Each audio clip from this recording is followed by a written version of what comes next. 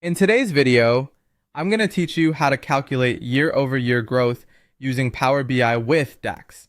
If you're looking to gain deeper insights by comparing performance metrics over different years, you're in the right place. Let's jump right in and demystify this process.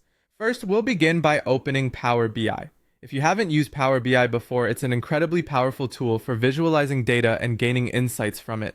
You can download it from the Microsoft website if you don't have it installed yet. Once you have it up and running, you'll see a ribbon across the top, much like many other Microsoft programs.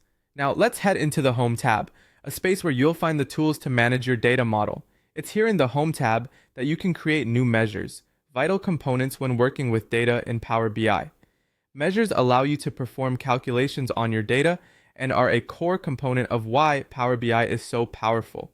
To create a new measure, look under the Calculations group, where you'll see the option labeled New Measure. Go ahead and click on that, and this action will open a formula bar. This is where the magic happens. In the formula bar, this is your workspace to write DAX, or data analysis expressions.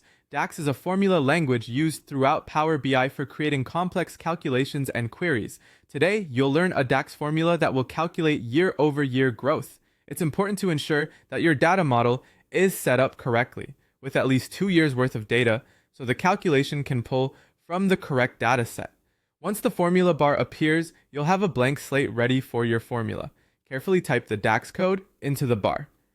DAX formulas can be sensitive to typos, much like Excel formulas, so accuracy here is crucial. The DAX code retrieves and compares sales data from the current year to the data from the previous year to determine growth. After typing in the code, make sure to evaluate its logic by checking every component to ensure it aligns with your model's particular dimensions and columns. Once your DAX code is in place, press Enter to execute. If there are no errors in your code, the new measure will be added to your list of fields, ready for use in visualizations and analysis. You can now drag this new measure into your report to see year-over-year comparisons, which will immediately provide insights into how your performance has improved or declined. Finally, I recommend testing this measure on multiple datasets to confirm its reliability and your understanding. As you experiment more, you'll become increasingly proficient in leveraging DAX to uncover deeper insights within Power BI. And there you have it, a straightforward way to calculate year-over-year growth in Power BI using DAX.